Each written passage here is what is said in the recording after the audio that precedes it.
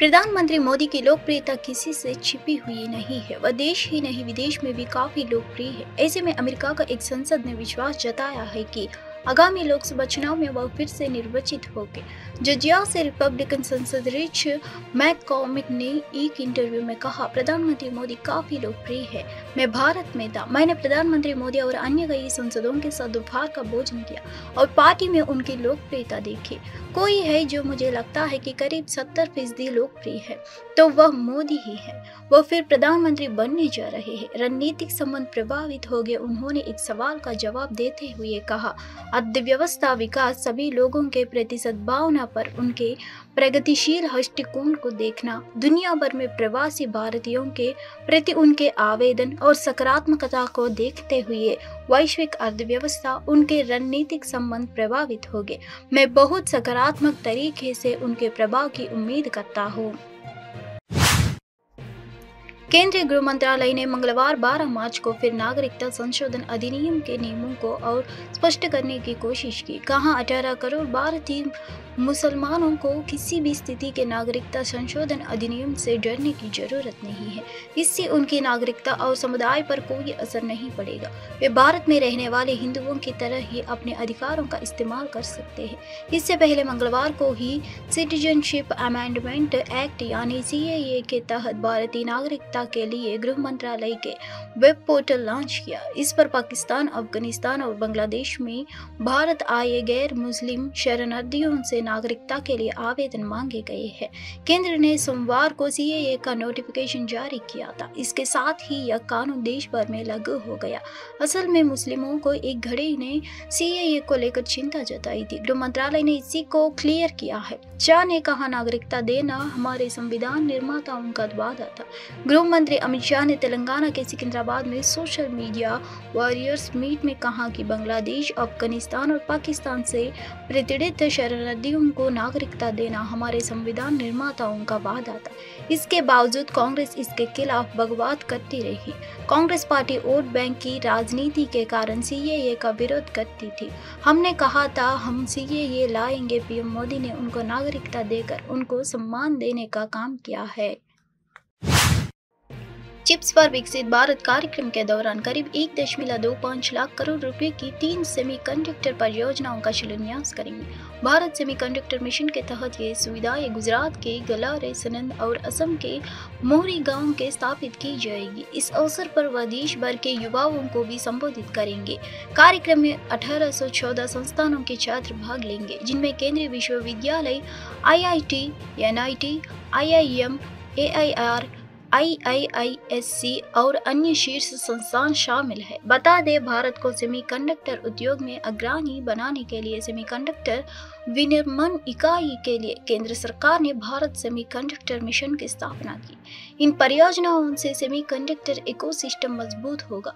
ये इकाइयां सेमीकंडक्टर उद्योग में हजारों युवाओं को रोजगार प्रदान करेगी। साथ ही इलेक्ट्रॉनिक्स, दूरसंचार आदि जैसे संबंधित क्षेत्रों में रोजगार सृजन को बढ़ावा देगी। लोकसभा चुनाव से पहले महाराष्ट्र में शिवसेना प्रमुख उद्धव ठाकरे और केंद्रीय मंत्री नितिन गडकरी के बीच जुबानी जंग शुरू हो गई। ठाकरे ने एक बार फिर उनसे कहा कि अगर उनका अपमान किया जा रहा है तो वे बसपा छोड़ दें। महाराष्ट्र में विपक्ष लोकसभा चुनाव में उनकी जीत सुनिश्चित करेगा। बता दें, ठाकुर ने 2 दिन पहले भी गडकरी को ऐसे ही न्योता दिया था, जिसे गडकरी ने अपरिपक्व बयान बताया। पलटवार करते हुए उन्होंने कहा कि ठाकरे को इस बात की चिंता करने की जरूरत नहीं है कि बसपा किसे टिकट दे रही है या नहीं। ठाकरे ने गडकरी को दी मंत्री पद का न्योता। ठाकरे ने मंगलवार को पूर्व महाराष्ट्र के यवतमाल जिले के प्रसाद में एक रैली को संबोधित किया। इस दौरान उन्होंने कहा कि पूर्व कांग्रेसी नेता कृपाशंकर सिंह जैसे लोग जिस पर बसपा ने कथित रूप से भ्रष्टाचार के आरोप लगाए। हालांकि अब उनको प्रधानमंत्री मोदी के साथ उम्मीदवारों की पहली सूची में शामिल किया गया, लेकिन इस सूची से गडकरी का नाम गायब था। मैंने 2 दिन पहले ही गडकरी से कहा था और दोबारा कह रहा हूँ कि अगर आपका अपमान हो रहा है तो आप बसपा छोड़ दें और महाविकास अघाड़ी का शामिल हो जाए। मैं सुनिश्चित करता हूँ कि महाविकास अघाड़ी आपकी जीत सुनिश्चित करेगा। हमारी सरकार सत्ता में आएगी तो हम आपको एक अहम मंत्रालय की जिम्मेदारी सौंपेंगे। हरियाणा में भारतीय जनता पार्टी ने अपनी सहयोगी पार्टी जननायक जनता पार्टी से गठबंधन तोड़ने के साथ ही सूबे के मौजूदा सीएम मनोहर लाल खट्टर की जगह नायब सिंह को नया सीएम बनने का फैसला किया है। अब हरियाणा की नई सरकार को आज सुबह 11 बजे विधानसभा में बहुमत साबित करना होगा। नायब सिंह सैनी ने मंगलवार को सूबे के नए सीएम के तौर पर शपथ ले ली है। बसपा के नायब सिंह सैनी मंगलवार शाम चंडीगढ़ में एक समारोह में हरियाणा के नए मुख्यमंत्री के रूप में शपथ ली। इसके कुछ ही घंटे पहले भी सूबे के सीएम खट्टर ने अपने कैबिनेट मंत्रियों के साथ इस्तीफा दे दिया था। सैनी ने 48 विधायकों के समर्थन का दावा किया है। सैनी ने कल संवाददाताओं से कहा कि हमने राज्यपाल से विधानसभा सत्र बुलाने का आग्रह किया है। इसी दौरान हम अपना बहुमत भी साबित करेंगे। बसपा को 6 निर्दलीय विधायकों का समर्थन मिल गया है, जिससे उनका अखंडा 47 हो गया है, जो 90 सदस्यीय विधानसभा में बहुमत के अखंडे से एक अधिक है। जेजेपी के 5 विधायकों को भी बीजेपी में शामिल होने की उम्मीद है। राज्य में सीट बंटवारे को लेकर बीजेपी और जेजेपी के बीच सब कुछ ठीक नहीं है। कहा जा रहा है कि बसपा सभी 10 लोकसभा सीटों पर चुनाव लड़ना चाहती थी। जेजेपी जो 2019 के लोकसभा चुनाव में कोई भी सीट जीतने में विफल रही, अब सीट शेयरिंग के तहत कम से कम 2 सीटें चाहती थी। अमेरिका में इस साल के अंत में राष्ट्रपति चुनाव के लिए मतदान कराए जाएंगे। रिपब्लिकन पार्टी के दावेदार पूर्व राष्ट्रपति डोनाल्ड ट्रंप के साथ बाइडेन का सीधा मुकाबला होगा। बाइडेन को डेमोक्रेट प्रत्याशी बनने के लिए जरूरी डेलीगेट्स को वोट से भी अधिक मत हासिल हो चुके हैं। इसका मतलब चुनावी प्रक्रिया के इस पड़ाव पर कोई और डेमोक्रेट उम्मीदवार बाइडेन को व्हाइट हाउस की रेस से बाहर नहीं कर सकता। अमेरिकी राष्ट्रपति बनने की रेस में यूं तो कई दावेदार अपनी किस्मत आजमा रहे हैं, लेकिन 2024 के चुनाव के डेमोक्रेट खेमे से वर्तमान राष्ट्रपति जो बाइडेन ही प्रत्याशी बनेंगे। बाइडेन को रिपब्लिकन पार्टी की तरफ से पूर्व राष्ट्रपति डोनाल्ड ट्रंप से कड़ी चुनौती मिल रही है। अमेरिका के लगभग 70 साल के इतिहास में पहली बार ऐसा होगा जब लगातार 2 चुनाव में उन्हीं उम्मीदवारों के बीच मुकाबला होगा। पिछली बार राष्ट्रपति चुनाव 2020 में भी डोनाल्ड ट्रंप और बाइडेन के बीच सीधा मुकाबला हुआ था।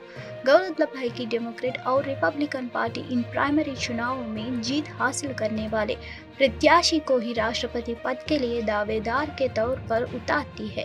इन राज्यों में बाइडेन का जनाधार मजबूत, ट्रंप की दावेदारी भी लगभग तय। दरअसल मंगलवार को बाइडेन ने डेमोक्रेटिक पार्टी की तरफ से नामांकन पर मुहर लगने के लिए जरूरी संख्या बल हासिल कर लिया। चुनाव के स्तर पर उनके समर्थन में पर्याप्त प्रतिनिधि मतदान कर चुके हैं। डेमोक्रेट खेमे की तरफ से नामांकन की रेस जीतने के लिए बाइडेन को 1978 प्रतिनिधियों की जरूरत थी। जॉर्जिया के अलावा मिसिसिपी, वाशिंगटन राज्य, उत्तरी मरियाना द्वीप में भी बाइडेन को अच्छा समर्थन हासिल है। अमेरिका में चुनाव पर समाचार एजेंसी रॉयटर्स की रिपोर्ट के मुताबिक मंगलवार को ट्रंप की दावेदारी पर भी अंतिम मुहर लग जाएगी। 12 मार्च को हैदराबाद में एक सार्वजनिक बैठक को संबोधित करते हुए गृहमंत्री अमित शाह ने आश्वासन दिया कि सीएए किसी की नागरिकता नहीं छीनेगा। उन्होंने दावा किया कि राहुल गांधी, मल्लिकार्जुन खड़गे और ओवैसी सीएए पर झूठ बोल रहे हैं। कांग्रेस, एआईएमआईएम और बीआरएस सीएए के माध्यम से सताए गए अल्पसंख्यकों को नागरिकता देने के सरकार के कदम का विरोध करते हैं। सीएए से किसी की नागरिकता नहीं जाएगी। यह एक ऐसा कानून है जो नागरिकता देता है। चिंता नहीं, ओवैसी, खड़गे और राहुल गांधी सभी झूठ बोल रहे हैं, अमित शाह ने कहा है। मोदी सरकार ने सीएए का वादा भी पूरा कर दिया। सीएए से किसी भी देश के नागरिक की नागरिकता जानी नहीं। सीएए नागरिकता देने का कानून है, नागरिकता लेने का कानून नहीं है। ये ओवैसी भी झूठ बोल रहे हैं, खड़गे भी झूठ बोल रहे हैं, राहुल गांधी भी झूठ बोल रहे हैं। बांग्लादेश और पाकिस्तान से हिंदू, सिख, बौद्ध, जैन भाई बहन आए हैं, उनको नागरिकता देंगे, ये लोग विरोध करते हैं। भाई और बहनों, अभी हमने कहा था कि हम सीएए लाएंगे। जो हमारे बांग्लादेश और पाकिस्तान से हिंदू, सिख, बौद्ध, जैन भाई बहन आए हैं, उनको नागरिकता देंगे, ये लोग विरोध करते हैं। मगर कल ही मोदी सरकार ने सीएए का वादा भी पूरा कर दिया। करोड़ों हिंदू, जैन, बौद्ध, सिख जो आसपास के देशों से आए थे, अफगानिस्तान से, पाकिस्तान से, बांग्लादेश से, उनको नागरिकता देने का काम कल भारत में सीएए लागू होने के एक दिन बाद 12 मार्च को एएसयू ने कानून खिलाफ एक बड़ा विरोध मार्च निकाला। मार्च के नेतृत्व असम छात्र संघ के मुख्य सलाहकार समरजुल भट्टाचार्य ने किया। हाथों में बांस की मशालें, तख्तियां और पोस्टर लिए भारी भीड़ ने सरकार के खिलाफ नारे लगाए।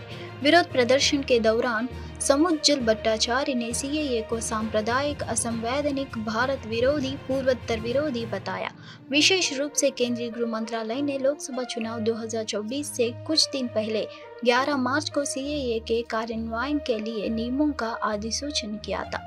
इस अधिनियम का उद्देश्य हिंदू, सिख, जैन, बौद्ध, पारसी और ईसाइयों के सहित सताए गए गैर मुस्लिम प्रवासियों को भारतीय नागरिकता प्रदान करना है, जो यहाँ से आए थे, बांग्लादेश, पाकिस्तान और अफगानिस्तान और 31 दिसंबर 2024 से पहले भारत पहुँचे हैं।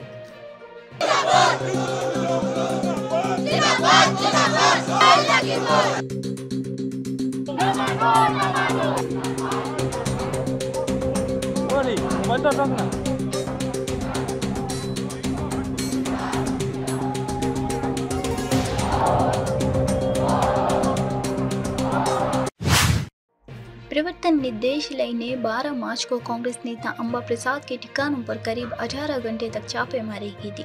इस पर प्रतिक्रिया देते हुए कांग्रेस नेता ने बड़ा बयान दिया और कहा कि छापेमारी इसलिए हुई क्योंकि उन्होंने भारतीय जनता पार्टी के बीच चुनावी प्रस्तावों को अस्वीकार कर दिया था।